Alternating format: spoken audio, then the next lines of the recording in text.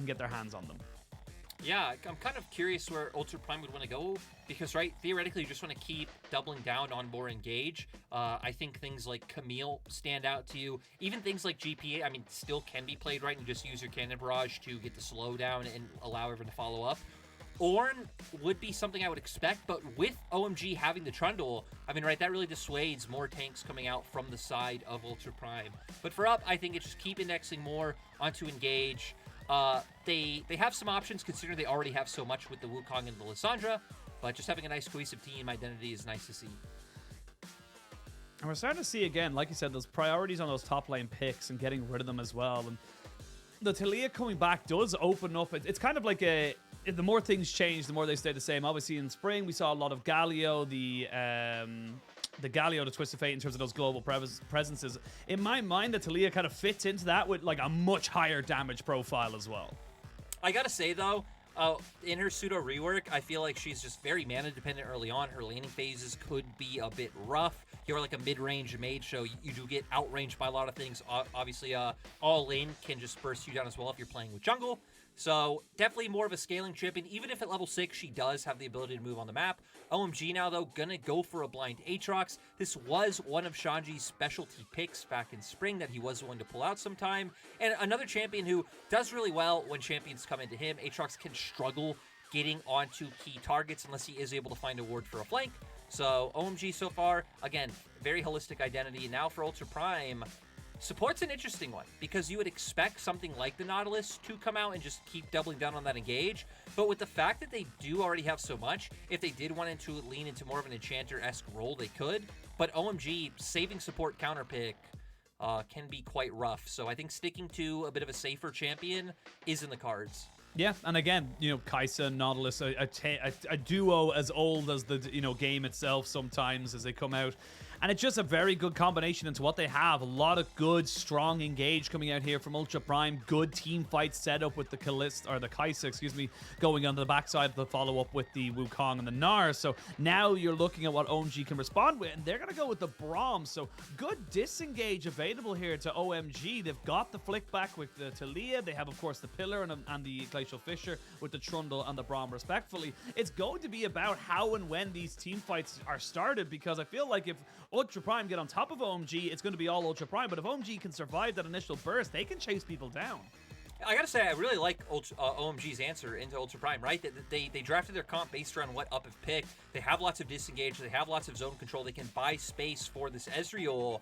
But both teams having very clear identities, very clear win conditions, right? For the side of Ultra Prime, it's about enabling your Kaisa, having the Wukong and Lissandra get on top of the Ezreal, lock him down so he's unable to move, and then you follow up with Kaisa's ultimate to be able to burst him out, and then, you know, you have the numbers advantage. You can snowball the fight from there. You don't have as much damage, consistent damage on your side is coming through, right? So I think it's really going to be about seeing how these teams execute. If OMG can go into the mid-game even, I think they should be favored because, again, Ezreal Taliyah late game is going to hit like a truck. Yeah, and that's the big thing. The Taliyah mini rework, of course, she's got much better wave clear and much better management of her workground. She can actually use it rather than having to walk away from the circles as such. She gets an extra cast on it with a much bigger hit. But it is going to be curious. I'm very, very, you know, curious to see how Ultra Prime are able to play around this and play with the composition that they've brought for themselves. Because again, if this Wukong gets ahead, we saw it yesterday for Kanavi, if Hacker can get those early kills, he will become uncontainable, unstoppable in that jungle. And with the setup and the combination you will have in the mid lane and the bot to be able to kind of give him that extra bit of CC to get into those lanes as quick as possible, it is going to be all about how they are able to kind of manage this early game. But we'll wait and see. We will not have to try and hypothesize anymore. We are jumping onto the Rift. As Ultra Prime, they smelt that something was going to happen in this level 1. So they stacked up, ready to go, as Nautilus probably one of the best level 1 champions in the game. Yeah, just kind of expecting something to come through. I mean, especially the enemy side having Braum a champion that typically does look for invades. You're super strong level 1 with your passive procs. Ezreal as well, just being able to stand from a distance and throw out those Qs. Doesn't look like OMG are going to commit, but we do see Aki hovering around right now. Ultra Prime might have just read this so well. I mean, they might have. OMG, they're going to try and 3-man stack it 4-man, so it's going to be a full But look at Zoom. 4v4. Zoom is waiting in the wings just in case anything happens. They're waiting so long for this. It's going to be such a late invade. It's kind of a game of chicken, but now they look for it, and they're going to try and go for it. But no, ShiauC does not land the dredge line. All that build up for nothing. But now Ultra Prime, they're in a bad situation. They can't really defend this anymore, and they're going to have to forfeit this red buff. There's not really a chance for them to kind of come back onto this. Yeah, and you could see from Ultra Prime, they started to bring Zoom over. Oh no, they're actually going to keep contesting. Ultra Prime, I don't think this is the play. I mean, they're delaying OMG a lot. Like, regardless, nothing's been taken. Nothing has happened just yet. These little Mystic shots, though, just kind of peppering down the health bars. The red buff will finally begin to try and get taken out of its own pit, but it's just going to reset immediately. This is such a long level 1, Derek. No one's doing anything. It's because OMG feels so confident because they have those Mystic shots. They have the Qs able to come out from Creme and try and whittle them down. But Ultra Prime are doing a nice job. You can see Hacker right there sidestepping the Q coming out from Creme and not getting the damage down. And what is this? Why is it still going on? They're still going for it. Now we see a full engage as the dredge line does land. We get in with the Fring of Frost. They're trying to jump on the Jerry, and he gets first blooded. Welcome to the LPL. And now ShiauC tries to get on top of Aki. He flashes away, but only for a little bit. And the passive from the Lissandra is doing so much work. You are so confident, OMG, but it was all for naught. Red buff going over to Cryin as Abel trying to find his mom because he is lost and all alone, and he is going to be going down 4 kills to 1. Disaster for OMG. What a way to start a game! I can understand what OMG were looking for, right? You see them constantly throwing out the Mystic shots, Qs coming out from Jerry, Creme trying to hit his abilities. They weren't connecting to Ultra Prime, though. And Ultra Prime know, hey, if we are able to get on them, we have more burst, we have more CC, we're able to take the fight, and in the end they do. Coming to lane at 3 minutes is absolutely insane. And it looks like we're going to start off from when the actual engage comes through. We see Jerry just, go too far forward, looking to get some of that damage down because they had wasted so much time. It sets up for Ultra Prime to be able to take the first kill. And then when you have the Lissandra and you find that initial kill and you can start getting that passive damage to come through with the exploding ice zombies, I mean, it was always going to go Ultra Prime's way once the engage came out. And I love the flash there from Hacker. He follows Creme into the brush because he knows that's exactly where he's going to go, keeps vision up, knows that he's going to be able to try and follow him up. And you can see the damage from the AD carries this early on was great, but 2-0-2 now for the Kaisa, 1-0-3 for the Lissandra. Like, that's a new quiver at 4 minutes. This bot lane is because you can't fight this anymore. If any time you feel like you don't have jungler support for OMG, you have to back away and respect it. I think especially when we hit on that OMG definitely have the better late game composition, right? It's very hard for Ultra Prime to get in range to deal damage. They will just have outright more damage coming out later on. Getting Elk off to the start is huge, and you can start looking to play around that. Whether skirmishes in bot side river, starting to stack up these early dragons, I think it'll be really good for Ultra Prime to push pace of the game. And heck, that's where Hacker should be making his way down to, picking up his blue buff now. He still has his bot side camps up, and you could start looking for those trades because OMG's bot lane did hit level 3 first, but the wave should be in a bit of a neutral position by the time Hacker finishes clearing up his camps. And this is why you should always play the game out, because if you end up playing, getting behind in these situations, you're going to have to try and figure it out from here, because this is kind of uncharted territory. You've put yourself in a 2,000 gold hole in the bot lane, basically, in the mid lane as well, so you need to find avenues way to get back into this. And for OMG, it does feel like it's going to be on Aki, kind of, as I'm just about to see him here, coming into these lanes and trying to set something up to get them back into a winning position. And I think the good thing for OMG is their bot lane 3v3 is still quite nice, right? You're able to get a passive proc off on Braum. You keep them there with the pillar so they can't escape, get the stun to come out, and Abel just free hitting this whole time. This could potentially end up into a bit of a 3v3, and Hacker now is level 4.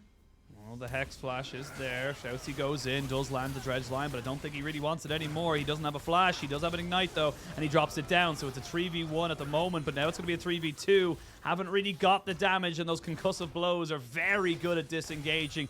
Good response here from OMG, getting themselves back on the board.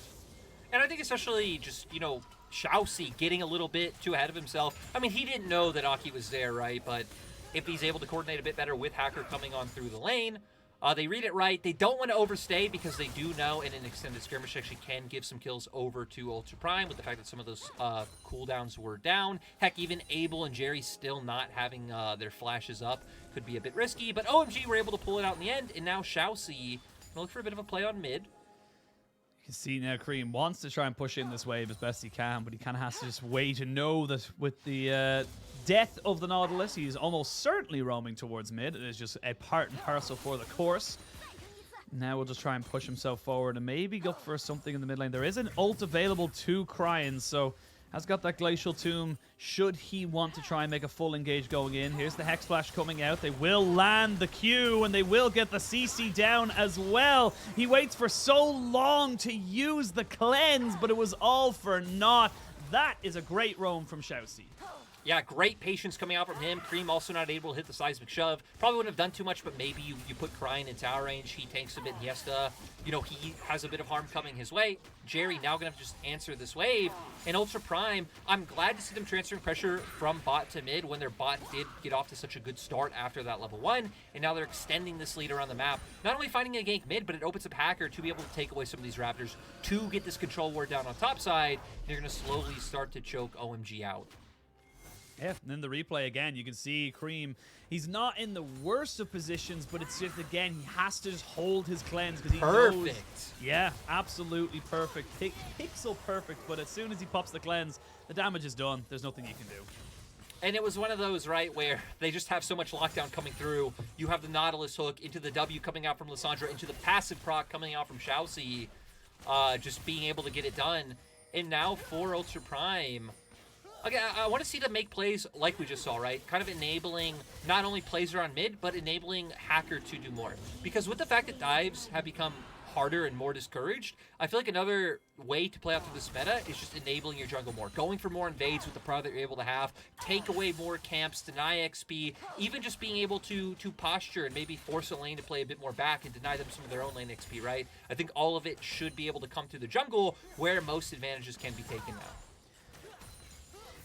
See now, Dragon was taken there by Aki, so good neutral objective control here by the OMG jungler. And I haven't really had a chance to talk about top lane at all, despite, kind of all the accolades we gave to Zoom and, of course, the excitedness of Shanji coming in as well. They've had a relatively quiet time in the top side. The Aatrox and the Gnar went to lane while everyone else is having fun at the red buff. So it is expected to see a little bit of an advantage coming out here for the Gnar. We'll have that range advantage for now. But with level 6s and beyond being picked up here, it does become harder and harder for either of these top laners to really do anything solo.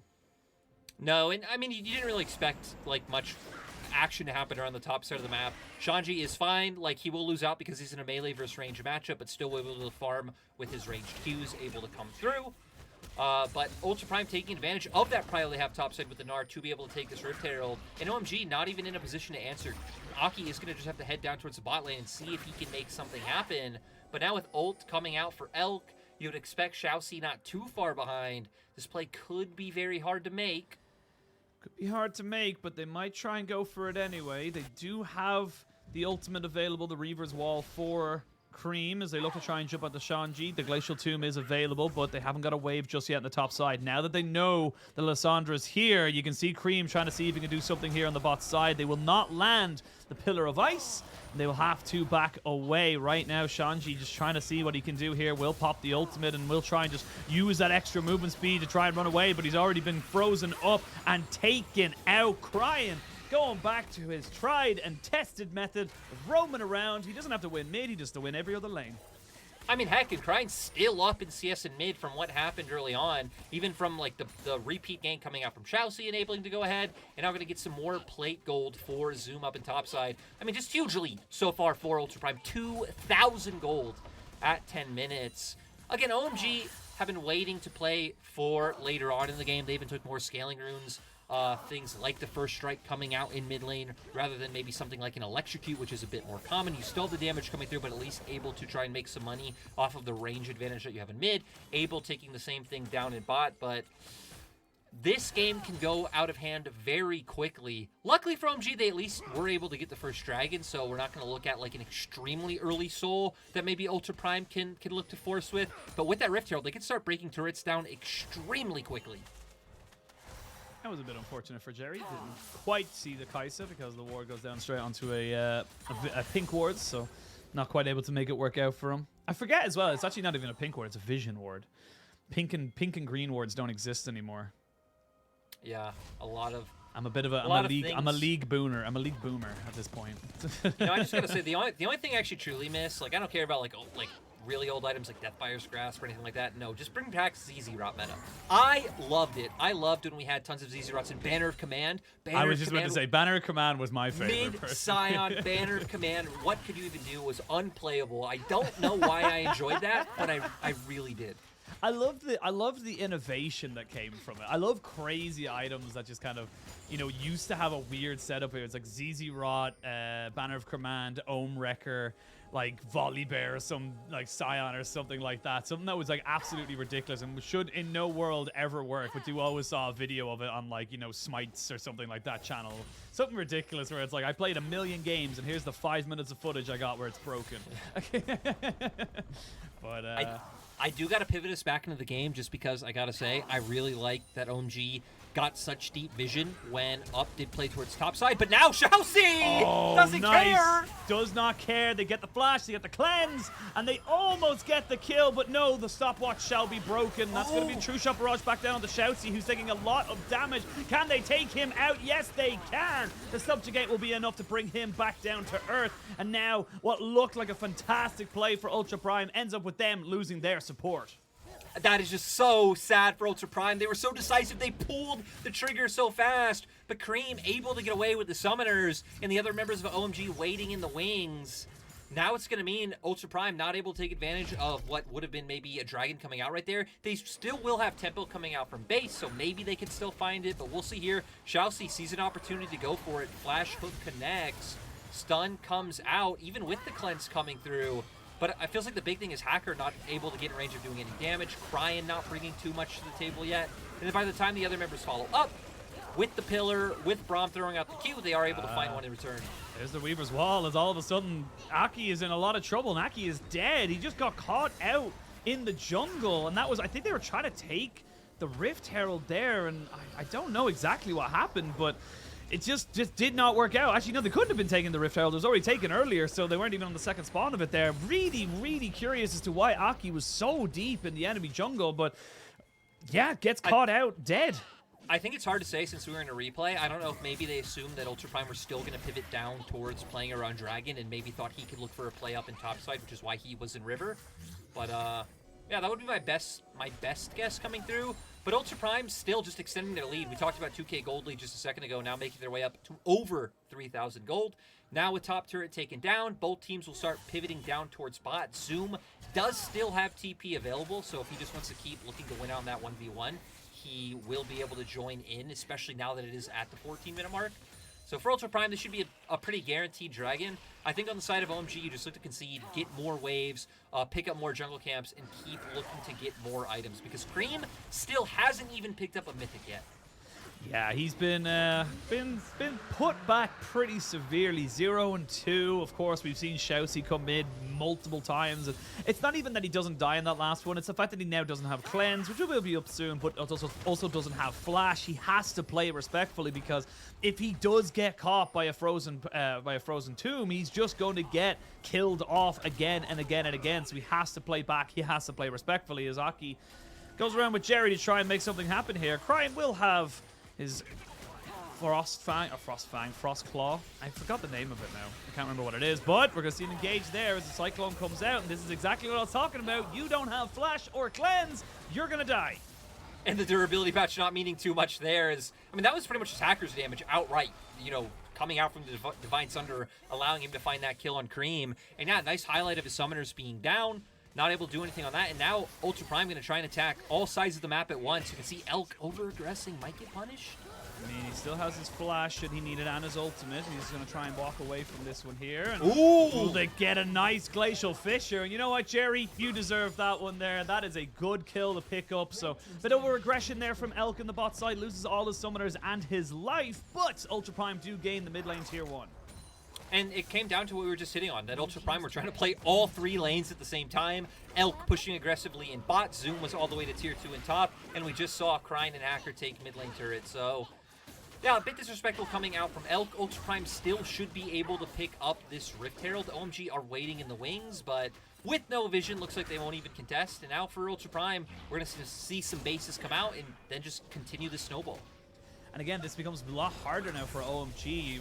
You're losing your tier 1s in mid and top. You're losing out that momentum and the objectives as well. So we can see here, Elk, yeah, he just goes way too far forward and just gets run down. Yeah, he didn't expect Jerry to get here so quickly, which, I mean, I don't think Jerry even showed in mid lane when they were able to find the kill onto Creme, so I think just a bit of a miscalculation coming out from Elkspark. Nice by Jerry to be able to connect with the ultimate to make sure the follow-up for the kill is able to come through. Well, Zoom. Oh, goodbye, Zoom. Yeah, he's going to lose Gnar pretty damn soon, and with 4 people in this top side, he is not long for this world. Will actually take a long time to take down, but gets sniped out of it by Abel on this Ezreal, who is actually up on 2 items, so ahead of the curve in terms of that regard. So kind of despite the catastrophic early game at the red buff, it has been very much Abel kind of running the bot lane at this point in time. And I gotta say, I don't really like how Ultra Prime are playing this one at like this mid game out. They're giving OMG a lot of openings.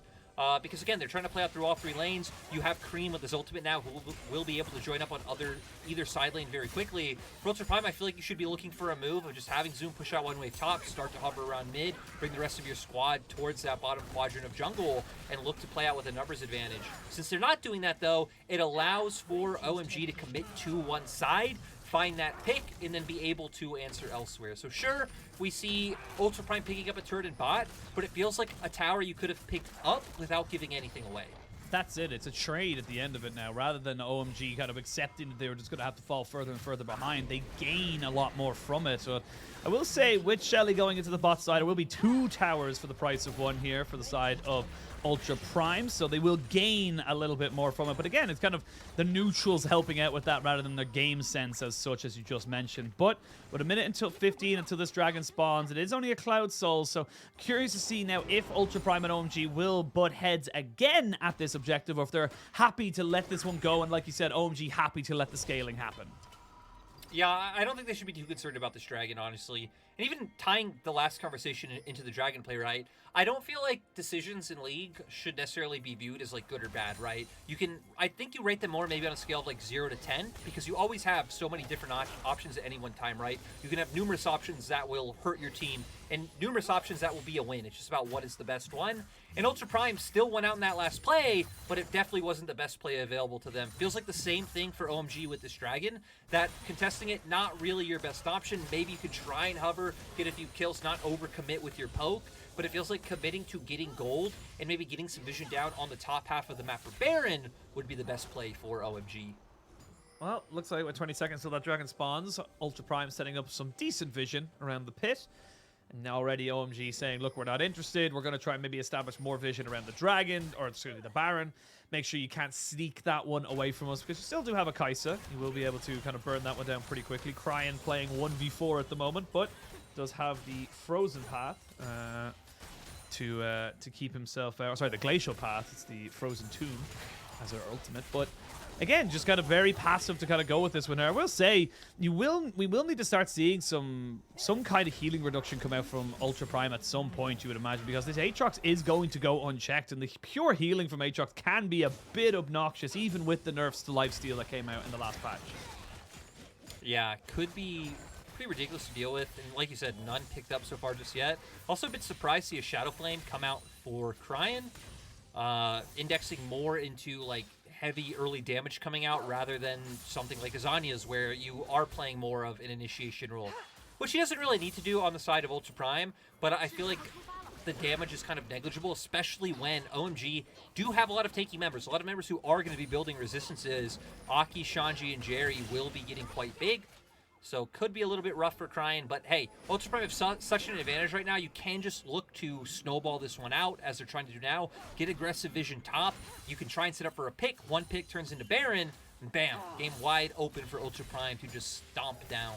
Yeah, and the big thing as well, though, is that for Ultra Prime, they're, as you say, in the comfort zone. They have the leads in every single lane. They have the kills, the golds, and the tools available to make whatever they need to make happen go in their favor. They just need to make sure they're not playing it too recklessly, and with 2 items being picked up pretty much across the board for all of their major carries, it is going to be a much easier time for them to kind of break it down. I will say Abel is slowly but surely getting up to his 3rd item, so he is still going to be a very big threat to the side of Ultra Prime if he does get caught, if he can get a couple of Mystic shots off before the fight really begins. And right now, it's just kind of everyone just kind of setting themselves up to not really go anywhere. ShiauC actually missed the dredge line. If OMG's bot lane fully committed to that, they might have been able to get a kill off him.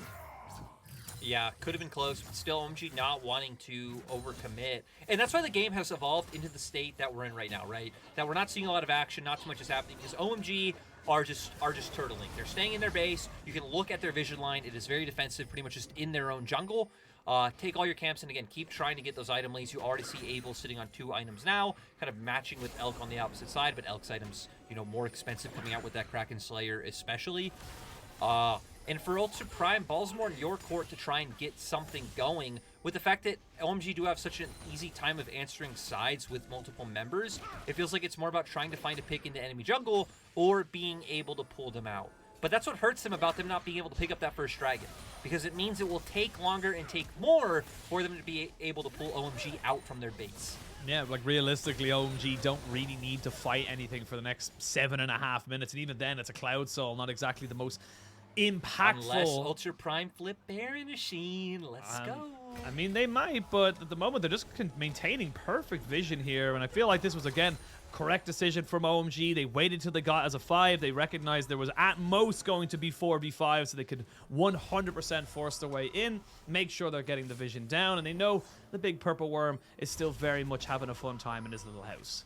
I gotta say though, like I love flipping Barons, because flipping Barons is like the most LPL energy you can have.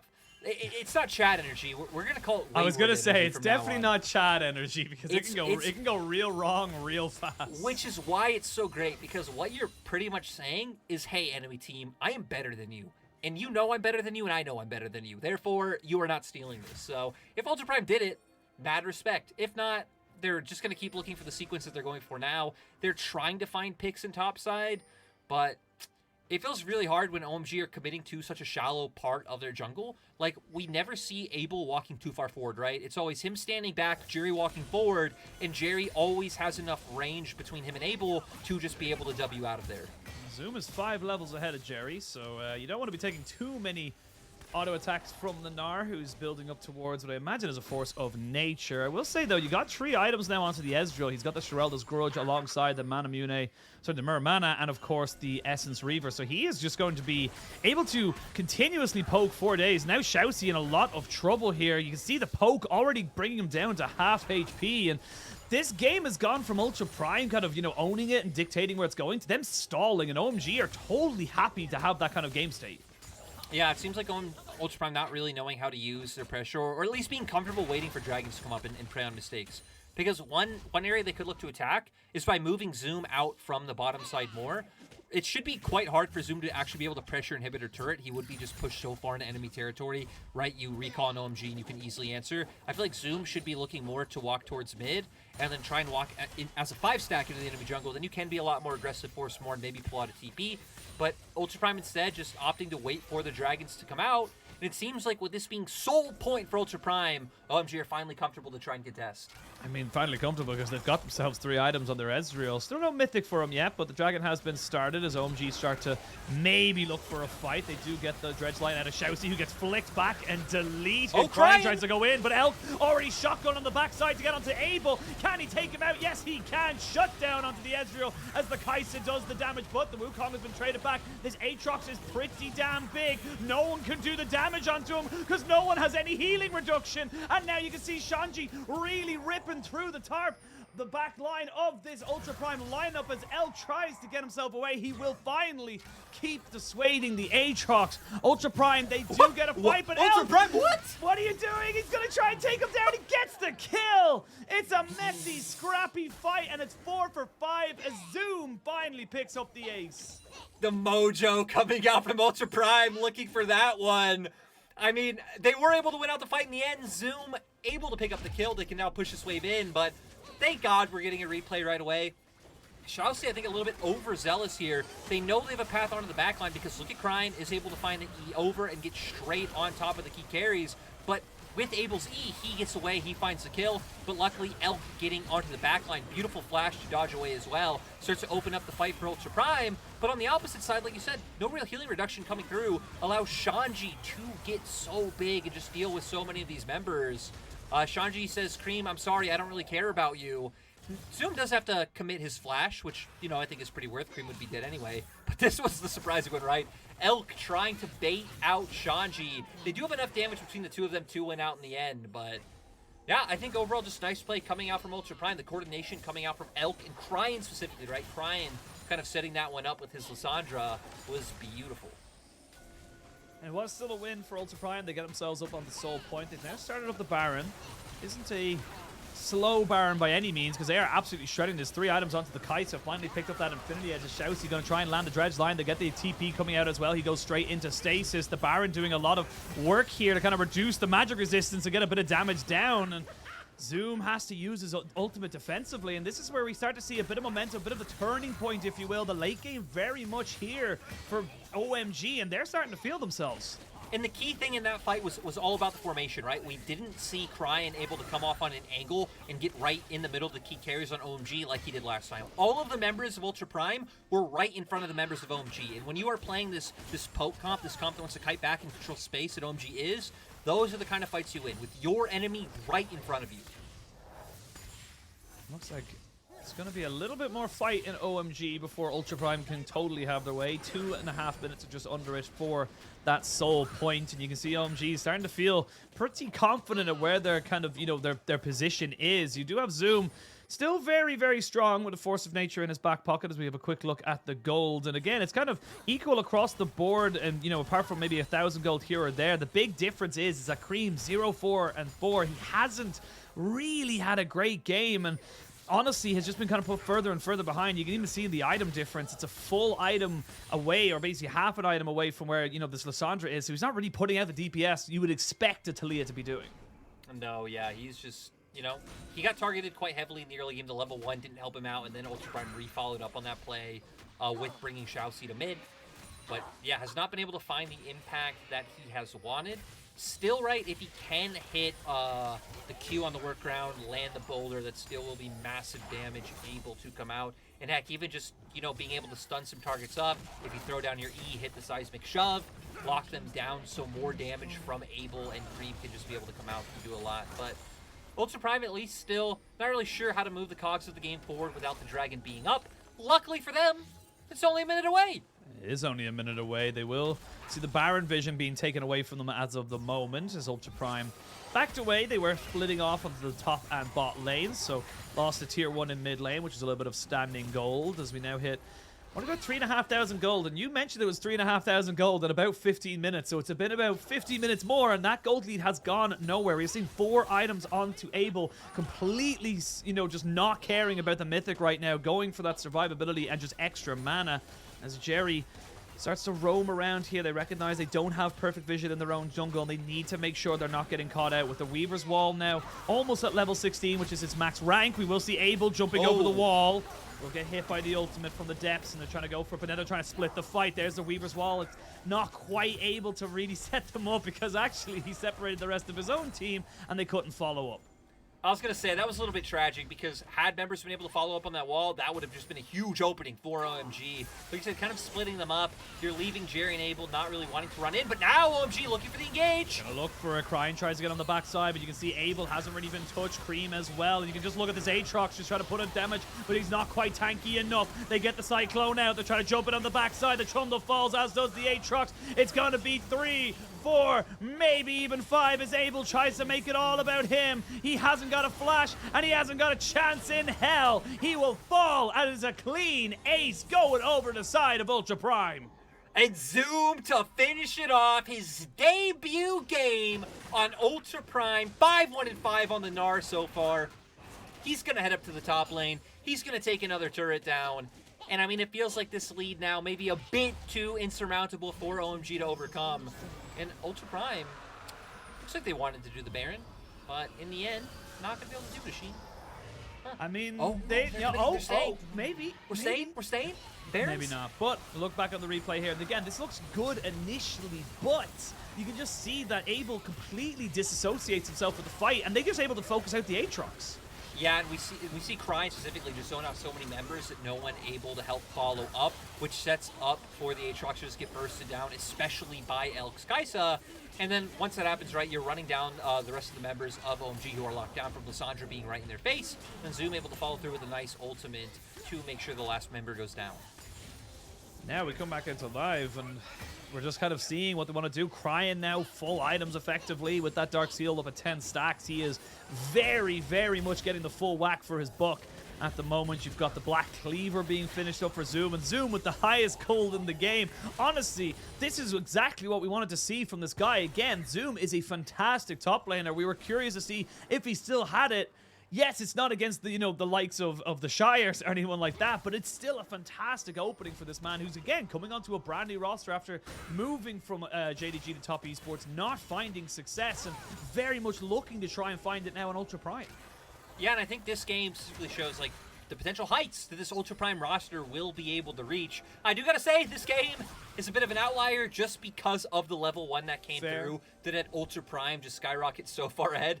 I mean, you said it at level 1, right? Like, my God, we're still here. We're like 2 minutes into the game, but we're still just posturing around this red buff. There was a picture-in-picture of, like, I think it was mid lane, and just minions dying, and it was just like, hello? Why are we caring about this? Why aren't the mid laners leaving? But yeah, I do agree it is a bit of an outlier in that regard. I will say, though, in Zoom's defense, he wasn't a part of that. He was very much getting his own advantages up on the top side on his own, getting those, extra little bits of plates and whatnot. So you can see him now just trying to just play nuisance as Aki and Creme can't really catch on top of him. And this is just going to be a slow, methodical push in now from mid and bot. They haven't quite synced up the wave, so not as easy for them to be able to take down these turrets. A little bit discoordinated there from Ultra Prime. Still able to force out the Weaver's Wall from Creme. I think feels pretty nice for them. Abel also had to use his ultimate in the last wave, but Zoom a little bit too far forward. Looks like the members of OMG don't actually know that no one started to hover towards the mid lane, so they actually could have been able to commit to Zoom. Having no information on that move, and now, once again, gonna have this wave in bot. But like you said, not really synchronizing those two waves at once. They still should be able to get this just with the fact of how many abilities you are slowly burning. Oh, they're gonna look for maybe an engage as Jerry pops up his Unbreakable just to make sure he does not get taken down. But there's Zoom, catches out 2, and this is the team fight the side of Ultra Prime 1. Jerry is dead, as is Creme. 0 and 5 for the OMG mid laner as a double kill goes over to Zoom. They're going to be able to chase back Shanji and Abel right back to their fountain, and there's nothing they're going to be able to do to try and defend this. They've got the minions, they've got the Baron, they've got everything they could possibly want and a little bit more. The hook will land, but a good arcane shift there from Abel to keep himself alive, and it's all for naught. Abel will fall, the Nexus will go down, and Ultra Prime find themselves on the board. Yeah, huge win coming out for Ultra Prime again, starting from level 1. OMG thinking the extended standoff would benefit them from the amount of range, the amount of poke, the low cooldowns that they have. But if those abilities aren't able to connect and Ultra Prime can't get in your face, they are able to take the win. And then from there, I mean, I just feel like Ultra Prime had some slower map movements in mid-game that could have been better, but still, Elk played phenomenally when he found his way onto the back line, was able to flash away from Abel's skill shots and win the 1v1 was sick. Cryin had some pivotal flanks in that game, locking down so many members, zoning them out so the Aatrox just goes down so effortlessly. And then again, Zoom's debut game coming in spades. It was beautiful. Yeah, it really, really was. And like you said, they clearly did their homework. They clearly understood what the side of OMG were going to try and do with that late invade. And just having the confidence to say, look, we know we can outplay this. We know we can do better than this. And as soon as that level 1 came in, flash into the Ring of Frost, getting all 4 members, I believe, in that initial engage. And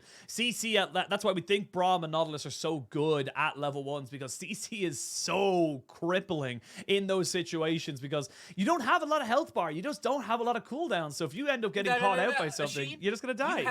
You have 70 more health. 70 more. Come on. I'm sorry, the durability patch is messing with it, but you can see, once it started, it was a slow kind of a bit by bit. You can see the little moments where they take a little bit more than maybe everything else could. And Abel, I gotta say, was doing exceptionally well for what he was given. He was able to try and, you know, build back into what they had. He was massive on this Ezreal, but the Ezreal hasn't really got a lot else apart from damage. You don't have any self-setup. You don't really have the chase down or CC to try and bring it up. Whereas Elk, we saw multiple times just shooting into the back line, putting himself in harm's way, but he knew that's what he had to do in order to be relevant. Yeah, I mean, we just saw OMG definitely not in sync in terms of how these fights went into where Ultra Prime were. I think especially Creme just got shut down so heavily that damage discrepancy in mid when you were playing Taliyah up against Lissandra is pretty sad.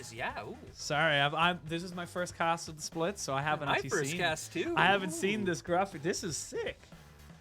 Well, are you saying you also go on break when you're watching when these screens come up? Is that what you're saying? Perhaps the new TFT set has taken 41% of his team's damage. I was just about to bring that up. Oh, that it's was Zoom. Zoom 30%. That was Zoom. That was Zoom with 30%. That's what I was going to bring up. So, again, great debut for Zoom. Great start for Ultra Prime. Bit shaky in the mid game. I got to admit, there was definitely opportunities for OMG to get back, but still a win.